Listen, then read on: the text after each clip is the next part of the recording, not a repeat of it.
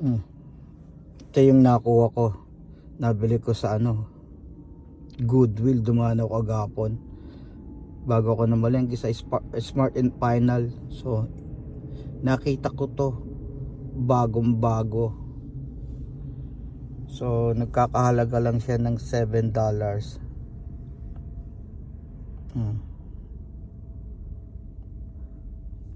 Binili ko na GoPro kompleto, accessory niya, may pang motor lahat, may pang sombrero, may pang race, may pang dashboard. Ang ganda, ang linaw. Ayan pwede na sa kamay pag nagba-vlog ka. Ayan, pwede.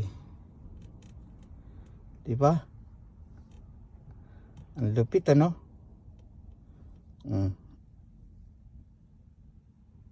Minsan nakakatsyempo talaga ako.